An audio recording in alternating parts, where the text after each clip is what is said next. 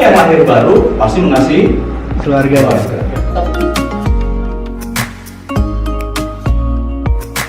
Ada satu titik terang itu. Kita berpindah dari alam maut menuju pada kekekalan. Yes. Amin.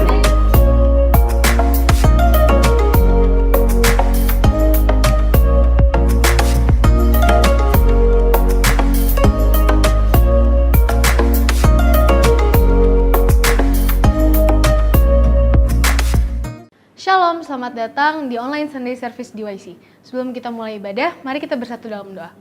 Ya Tuhan, terima kasih sudah memberkati kami dari awal hingga pada hari ini ya Tuhan. Sekarang kami ingin memulai ibadah kami, berkati supaya kami bisa mempersiapkan diri, dan berkati supaya pembicara yang membawa firman dapat membawa firman dengan baik, dan kami bisa menerapkan firman Tuhan dalam hidup kami masing-masing. Terima kasih Tuhan Yesus, kami sudah berdoa, mengucap syukur, haleluya, amin. Shalom, selamat datang di online Sunday Service DYC. Kita mau bersyukur, kita bersama-sama berkumpul di sini untuk menyembah memuji Tuhan. Mari kita bersama-sama menyatakan kebaikan Tuhan. Sebab Tuhan baik, sebab Tuhan baik, sebab Tuhan baik. Anugerahnya kekal selamanya.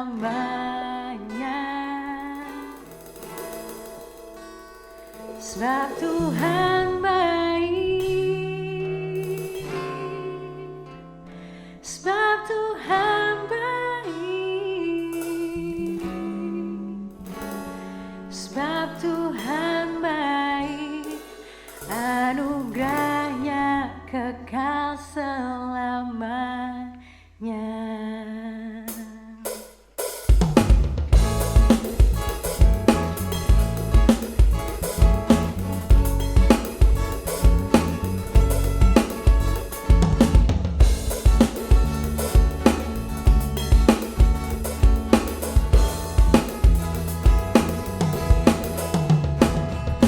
Masuk gerbangnya bersyukur dengan penuh pujian, bersuka di hadiratnya, nyanyi besarkan agung namanya, puji dia tiuplah sangkakala, musik dan tarian. Semua makhluk di bumi surga dengan senang hati angkat pujian. Sebab Tuhan baik, Tuhan baik, sebab Tuhan baik, sebab Tuhan baik, sebab Tuhan baik. Anugerahnya kekal selamanya. Sebab Tuhan baik, sebab Tuhan baik, sebab Tuhan baik, sebab Tuhan baik, sebab Tuhan baik. Anugerahnya kekal selamanya. Yesus Kristus Raja Tuhanku, pencipta segalanya, datang sujud di hadapannya, angkat tanganmu, naikkan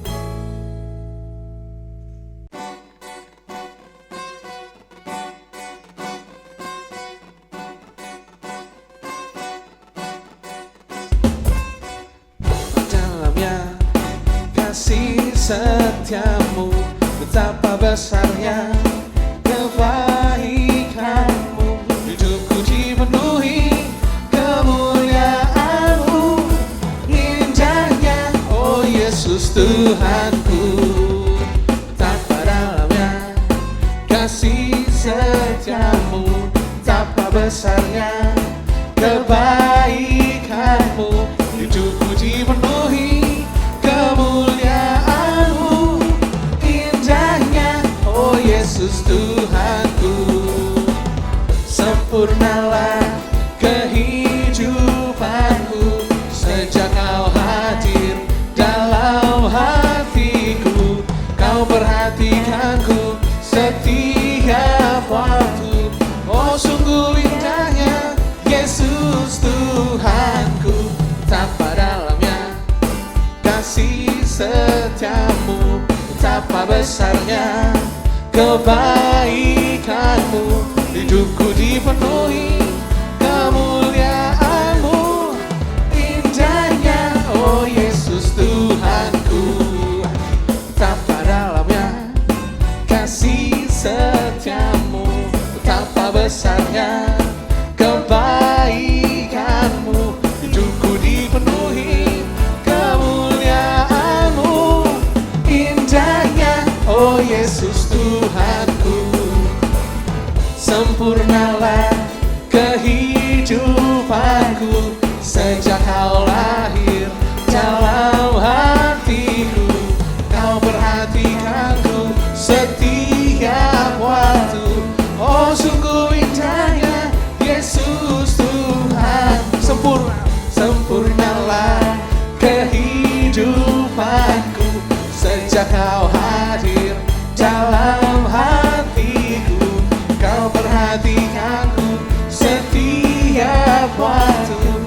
Oh sungguh indahnya Yesus Tuhanku.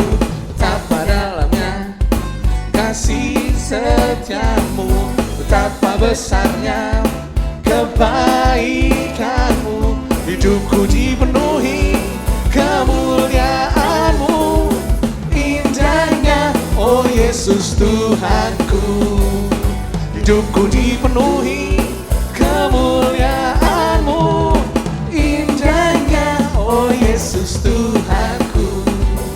Hidupku dipenuhi kemuliaan-Mu, indahnya, oh Yesus Tuhanku.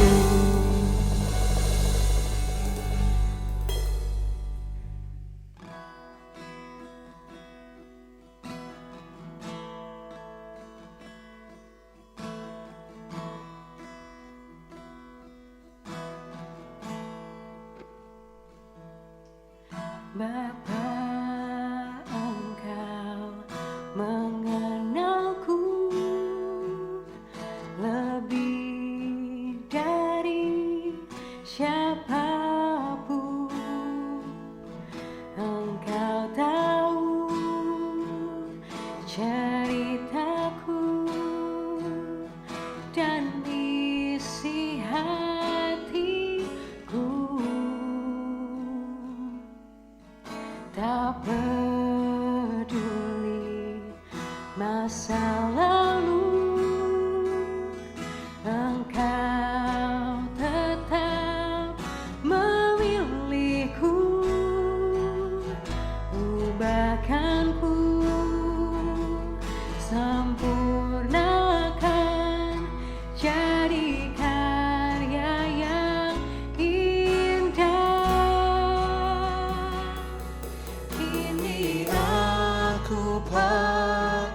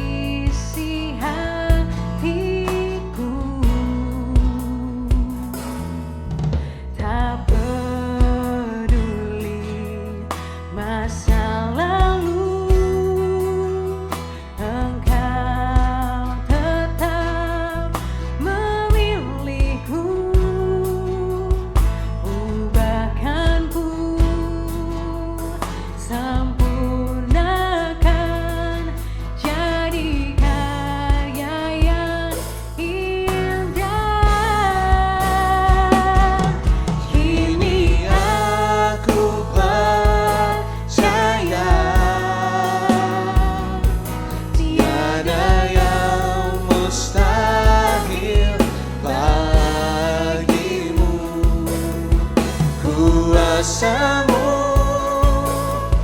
kuatkanku, dasarku berharap.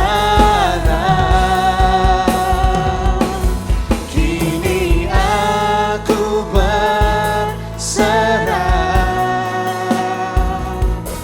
pada rancanganmu bagiku. Ku ikuti panggilanmu, ku kan setia sampai akhir hidupku.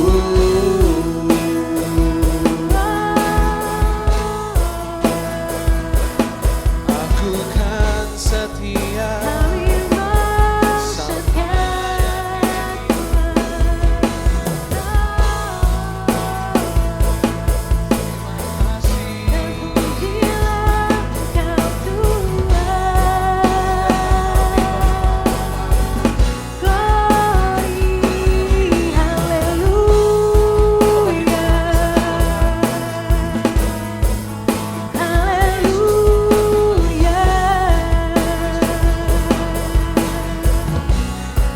Kami mau terus percaya padamu,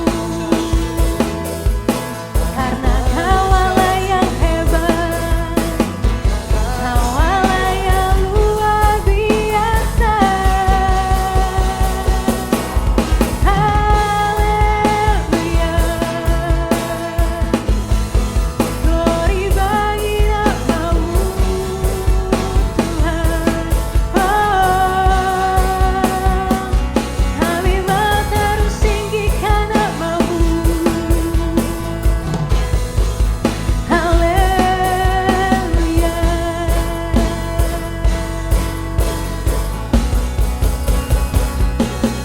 Kini aku percaya tiada yang mustahil bagimu. Kuasamu kuatkanku, dasarku berharap. Kini aku berserah pada rancanganmu bagiku. Ku ikuti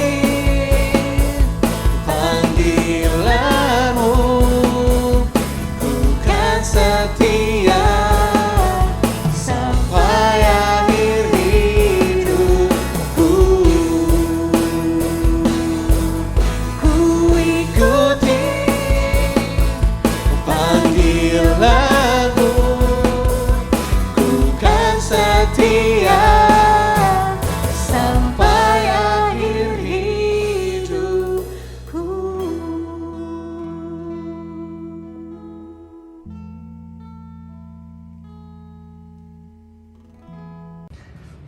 Shalom Sobat Muda DYC, apa kabar Anda hari ini? Saya Benny Mayor, senang sekali bisa kembali melayani teman-teman dalam ibadah raya online kita hari ini. Dan hari ini mari sama-sama kita belajar tentang satu tema yang lagi hype, satu tema yang dialami oleh semua orang, terutama anak-anak muda, yaitu pembahasan tentang quarter life crisis. Teman-teman yang dikasihi Tuhan, setiap orang itu pasti akan sampai pada titik ini. Setiap orang tidak terkecuali pasti akan mengalami yang namanya quarter life crisis. Apa sih Kak quarter life crisis itu? Quarter life crisis adalah satu keadaan, adalah satu proses, satu masa, satu waktu di mana kita akan mulai kebingungan akan setiap kehidupan ini. Mungkin pernah terbersit di benak teman-teman, di pikiran teman-teman, untuk apa sih saya ada di dunia ini? Buat apa sih tujuan hidup ini? Mungkin ketika kita kecil, ketika kita remaja, kita nggak pernah memikirkan hal-hal itu, teman-teman. Tetapi seiring bertumbuhnya kita, seiring beranjak dewasanya kita mulai bertanya-tanya tentang banyak hal, termasuk tentang kehidupan ini. Dan inilah satu titik atau satu proses, satu waktu di mana kita sedang mengalami quarter life crisis. di mana semua orang mulai akan bertanya-tanya tentang kehidupannya, akan bertanya-tanya tentang tujuan dari hidup ini, akan bertanya-tanya tentang untuk apa saya ada di dunia ini.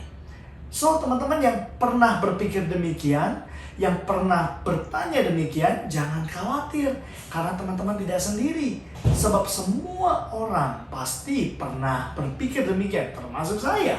Quarter life crisis, biasanya quarter life crisis itu dialami oleh tidak lagi remaja, beranjak dewasa, mungkin sekitar umur-umur kuliah atau selesai kuliah ketika kita baru masuk dalam pekerjaan, atau bahkan juga orang-orang yang usianya hampir mendekati 30, bahkan 30 plus pun masih ada yang suka mengalami quarter life crisis. So, tapi teman-teman, kenapa sih hal ini harus terjadi? Kenapa sih kita semua harus mengalami yang namanya quarter life crisis? Karena hampir semua orang di dunia ini, 99,99,99%, yaitu mereka tidak puas dengan hidupnya saat ini. Ini tidak terkecuali, teman-teman. Banyak orang tidak puas dengan kehidupannya. Meskipun kita punya keluarga yang baik, keluarga yang harmonis, pekerjaan yang baik, teman-teman, pergaulan yang baik, semuanya kita bisa punya. Dan kita menganggap kita lebih beruntung daripada orang lain, tetapi kita juga tidak akan pernah lepas dari satu masa yang namanya kita tidak akan pernah puas dengan kehidupan ini. Dan selalu kita melihat bahwa rumput tetangga selalu lebih hijau. Kita punya pekerjaan yang baik, tapi kita melihat orang lain kok kayaknya hidupnya enjoying life, hidupnya bahagia, saya dikejar-kejar target setiap hari. Saudara punya keluarga yang baik, keluarga yang harmonis, tapi kadang-kadang kita juga bisa iri dengan keluarga orang lain yang mungkin kelihatannya nggak ada masalah. Macam-macam. Banyak orang tidak puas dengan kehidupannya, sehingga dia mulai merasa krisis dalam hatinya. Dia mulai krisis dalam hidupnya, dan dia mulai membanding-bandingkan dirinya kepada orang-orang lain di sekelilingnya. Teman-teman, ditambah lagi sekarang kita masih ada di dalam pandemi COVID-19 yang membuat keadaan kita semakin stres, tantangan semakin luar biasa, terutama di masa pandemi COVID-19. Dan kita hidup di era 4.0 menuju 5.0, di mana digital informasi itu sudah sangat terbuka dengan lebar. Ada platform sosial media, TikTok, Instagram, dan lain-lain. Kemarin kita baru mendengar berita seorang dokter sangat muda, ternyata dia suka bikin konten di TikTok, tetapi berujung pada hukuman, sanksi. Nah, hal-hal yang demikian, saudaraku, hal-hal yang sedang terjadi di tengah-tengah kita.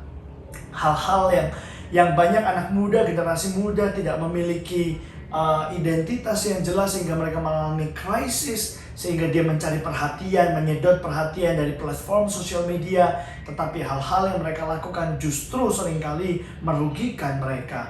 Sehingga saya selalu katakan, mari kita tetap bijak dalam bermedia sosial. Pikirkan apa yang akan kita posting, pikirkan apa yang kita tulis, pikirkan apa yang akan kita post, supaya satu hari nanti hal-hal itu tidak menjadi bumerang atau tidak merugikan kita di kemudian hari.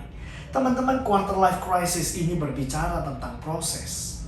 Sekali lagi, quarter life crisis ini berbicara tentang sebuah proses. Saya tahu kita semua tidak suka dengan kata proses. Tetapi izinkan saya berkata bahwa kekristenan tidak ada yang instan. Sebab kekristenan juga berbicara tentang proses. Prosesnya yang bisa panjang, bisa pendek, tergantung, saudaraku. Tetapi tidak ada kata instan di dalam kekristenan. Semuanya membutuhkan proses. Proses inilah yang akan menentukan masa depan kita. Proses inilah yang akan memutuskan kita keluar dalam krisis kita, berhasil melewati krisis kita, atau sebaliknya justru kita akan terpuruk dalam setiap proses kita. Teman-teman, sepanjang sejarah Alkitab, para tokoh-tokoh Alkitab, para nabi, para rasul, para murid, para jemaat mula-mula, mereka berjumpa dengan Tuhan Yesus Kristus ketika mereka sedang ada di dalam proses, ketika mereka sedang ada di dalam krisis. Saudara ingat ketika Rasul Petrus pertama kali berjumpa dengan Tuhan Yesus Kristus, bukan ketika Rasul Petrus sedang mencari ikan dan dia mendapatkan ikan yang sangat banyak. Justru Tuhan Yesus berjumpa dengan Rasul Petrus ketika dia sedang berputus asa, ketika semalam-malaman mencari ikan tetapi tidak mendapatkannya. Perempuan yang mengalami sakit pendarahan selama 12 tahun. Saudara ingat kisahnya, perempuan ini sudah kemana-mana mencari tabib, mencari dokter sehingga dihabiskannya semua yang ada padanya, tetapi juga tidak kunjung sembuh. Tetapi ketika dia berjumpa dengan Tuhan Yesus Kristus, disitulah dia mengalami mujizat. Tetapi lihat, Tuhan menjumpai perempuan ini dalam keadaan proses. Zakheus, banyak orang mengolok-olok dia. Banyak orang tidak suka dengan dia. Seorang yang pendek, pemungut cukai, dijauhi oleh banyak orang. Ketika banyak orang tidak mau bergaul, berteman dengan Zakheus, tetapi apa yang dilakukan oleh Tuhan Yesus, dia justru berkata, Zakheus, aku mau makan di rumahmu. Lalu banyak orang mencibir, kenapa Yesus mau makan di rumah orang berdosa? Apa yang ingin saya sampaikan bahwa, saudara, mari kita jangan menolak proses. Mari kita menikmati setiap proses kehidupan kita. Sebab di dalam proses, kita akan berjumpa dengan Tuhan Yesus Kristus. Di dalam proses, kita akan mengenal Dia semakin lebih dekat. Di dalam proses, itulah kesempatan sekaligus keputusan untuk kita menentukan masa depan kita. Hari-hari ini mungkin setiap kita diproses oleh Tuhan dengan berbagai macam cara yang berbeda-beda. Tetapi yang ingin saya sampaikan adalah mari nikmati setiap proses kita masing-masing. Karena percayalah, di dalam proses, di situ ada Tuhan. Musim hidup kita selalu berganti. Tetapi jangan lupa bahwa tetap ada Tuhan di setiap musim hidup kita. So quarter life crisis berbicara tentang sebuah proses yang panjang. Berbicara sebuah proses yang harus kita nikmati. Berbicara sebuah proses yang akan memurnikan kita, mendewasakan kita, dan menuntun kita supaya kita menjadi serupa dengan Tuhan. Sekali lagi, banyak orang menolak proses karena mereka lupa bahwa di dalam proses, di situ ada Tuhan. Kalau kita mau ketemu Tuhan, mari kita menjumpai Dia. Kita mengenal Dia lebih dekat di dalam proses. Hari-hari ini saudara, mungkin ada di antara kita yang sedang mengalami quarter life crisis dengan berbagai macam pertanyaan dari dalam hati dan pikiran kita.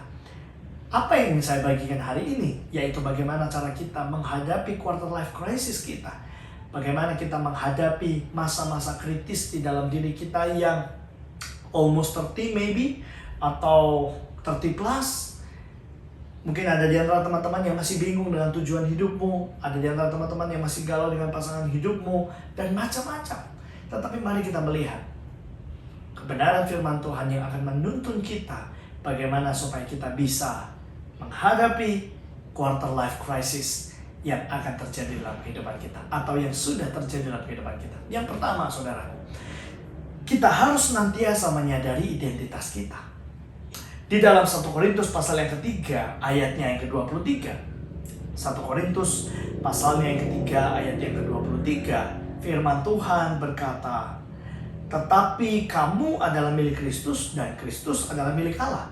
Tetapi kamu adalah milik Kristus dan Kristus adalah milik Allah. Saudaraku, kematian dan kebangkitan Tuhan Yesus Kristus, kenaikannya ke sorga, pencurahan Roh Kudus, semuanya Dia kerjakan untuk memulihkan identitas saya dan saudara. Pada awalnya memang Tuhan mau menciptakan kita serupa dan segambar dengan Allah. Tetapi karena dosa, semuanya rusak. Semua orang telah berbuat dosa dan telah kehilangan kemuliaan Allah, kata firman Tuhan. Kita kehilangan gambar Allah, kita kehilangan citra Allah, kita kehilangan kemuliaan Allah. Dan iblis mengambil, iblis merusak, iblis mengacaukan identitas kita. Sehingga apa yang iblis mau, saudaraku? Iblis mau ketidakmaksimalan hidup kita. Iblis mau supaya kita hidup dengan tidak maksimal. Karena iblis tahu kalau kita hidup tidak maksimal, maka kita akan menyia-nyiakan seluruh kehidupan ini. Dan ujung-ujungnya apa? Maut. Kita tetap menjadi hamba dosa yang terbelenggu dengan dosa. Tetapi kematian, kebangkitan Tuhan Yesus Kristus memulihkan segala sesuatu, termasuk memulihkan identitas saya dan saudara.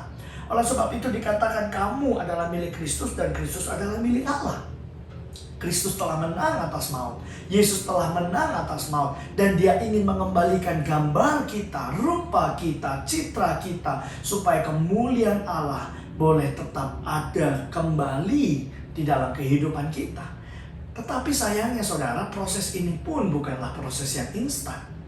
Karena proses pengembalian identitas adalah proses yang harus kita lewati dan hadapi.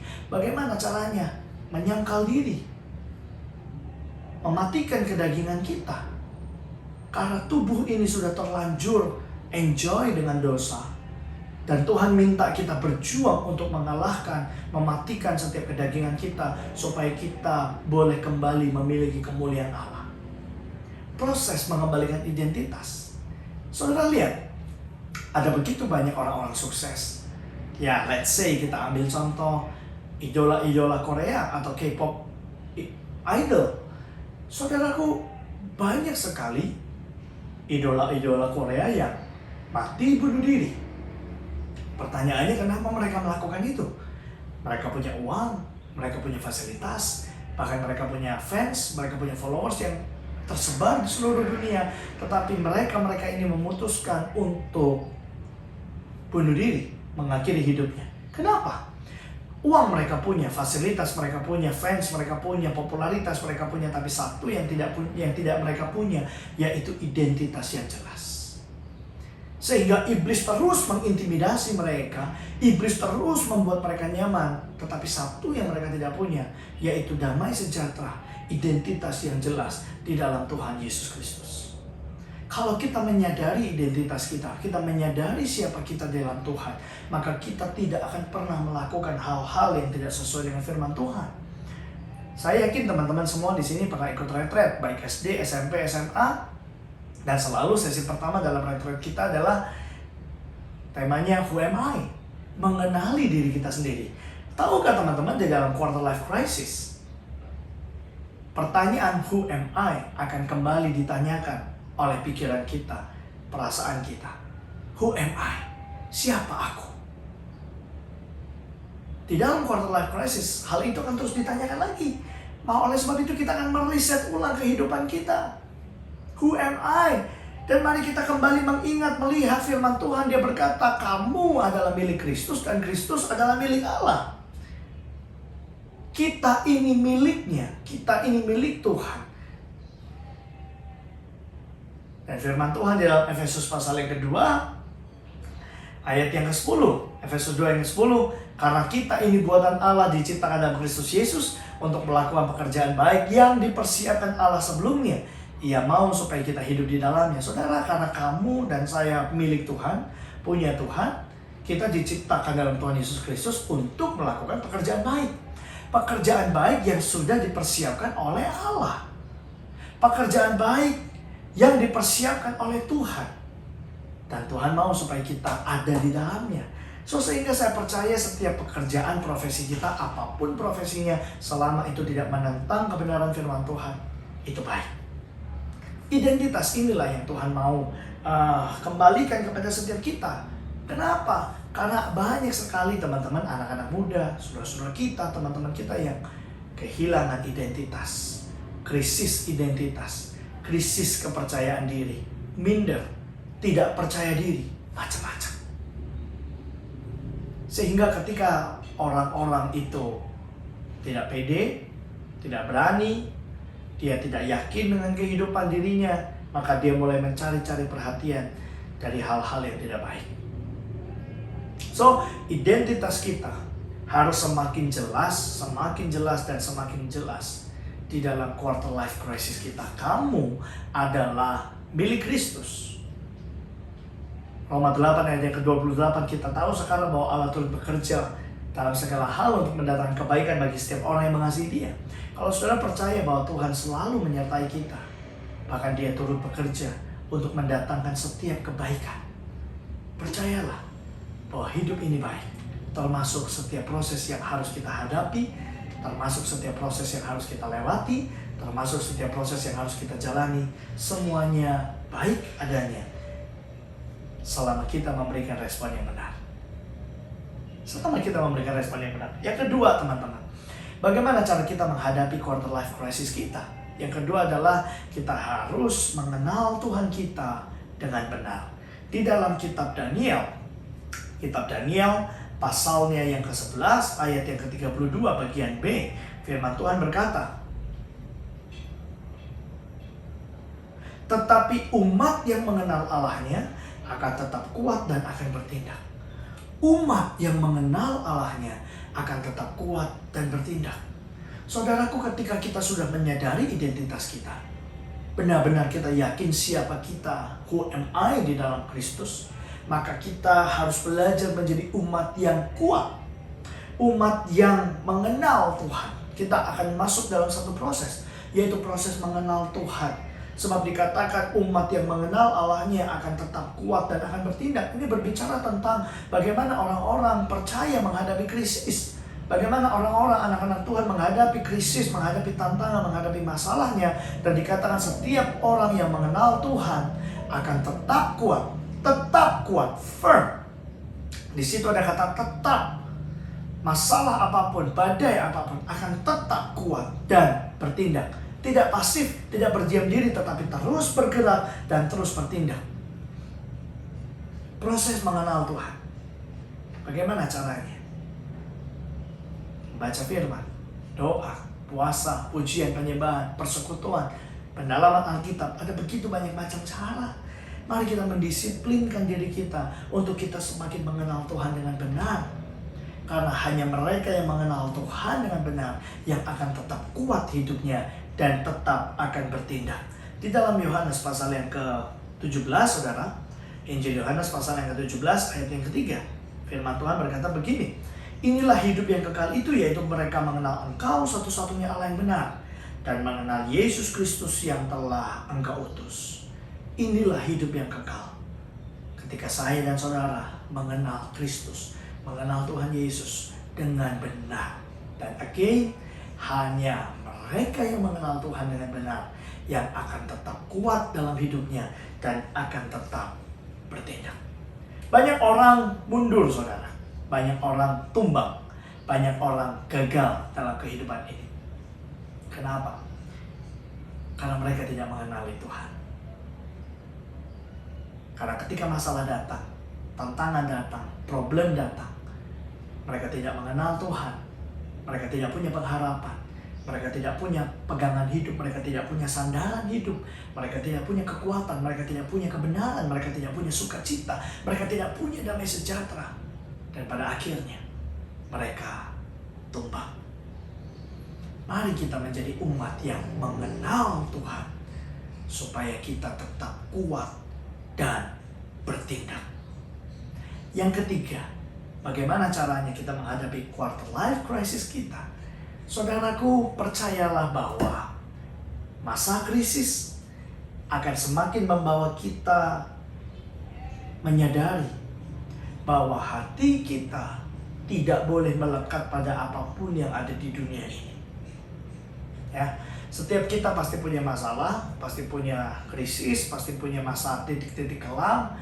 Dan seringkali banyak orang tidak siap menghadapi masa itu, sehingga banyak orang give up, banyak orang meninggalkan iman, banyak orang menyalahkan Tuhan, banyak orang kecewa sama Tuhan lalu meninggalkan Tuhan.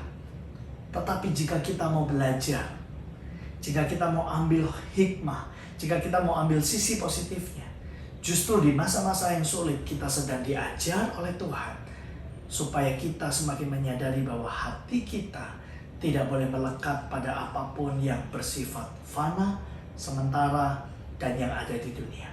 Gak boleh, saudara. Mungkin masa ini, masa pandemi ini kita kehilangan banyak hal. Ini masa-masa kita kehilangan banyak hal. Kehilangan promosi, pekerjaan, sahabat, family, orang tua, kerabat, promosi, peluang bisnis. Kita kehilangan waktu-waktu bermain kita, bergaul kita, macam-macam. Kita kehilangan banyak hal. Tetapi bagaimana posisi hati saudara ketika engkau harus mengalami kehilangan hal-hal yang berharga dalam hidupmu?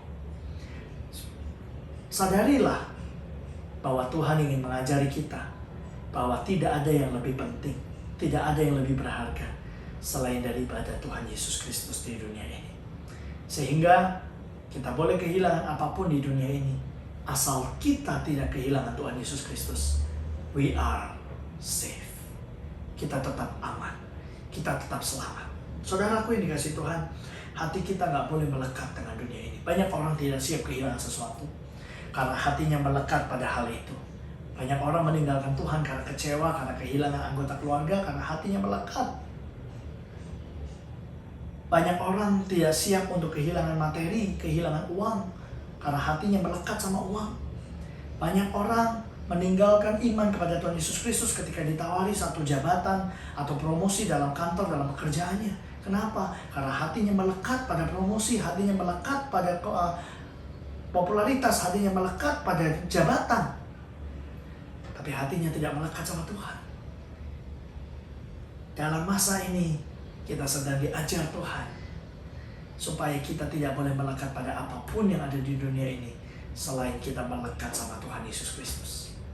Saya pun kehilangan banyak hal dalam masa ini, tapi justru saya bersyukur karena saya belajar supaya hati saya tidak boleh melekat pada hal-hal apapun yang sifatnya duniawi. Mari kita fokus pada perkara-perkara yang rohani, saudara-saudara. Firman Tuhan berkata, pikirkanlah perkara-perkara yang di atas. Pikirkanlah hal-hal yang kekal. Karena iman kita adalah iman yang percaya akan adanya kebangkitan orang mati. Kita boleh mati di dunia ini.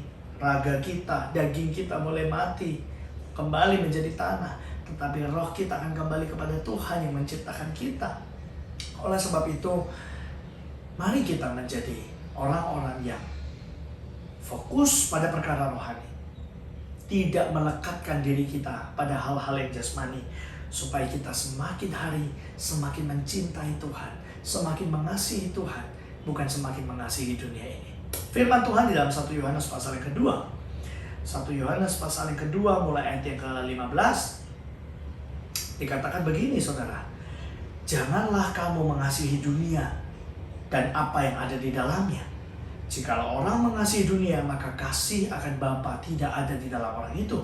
Sebab semuanya yang ada di dunia, yaitu keinginan daging, keinginan mata, serta keangkuhan hidup, bukanlah berasal dari Bapa, melainkan dari dunia. Dan dunia ini sedang lenyap dengan segala keinginannya, tetapi orang yang melakukan kehendak Allah tetap hidup untuk selama-lamanya. Jelas, jangan kita mengasihi dunia ini. Tuhan Yesus yang pertama-tama lebih dahulu mengasihi kita, yang harus kita kasihi. So, mari kita belajar dan kita mempersiapkan diri kita kalau Tuhan izinkan kita kembali mengalami kehilangan apapun. Asal kita tidak kehilangan Tuhan Yesus Kristus, kita tidak kehilangan iman, kita tidak kehilangan pengharapan, maka kita masih aman. Kita masih selamat.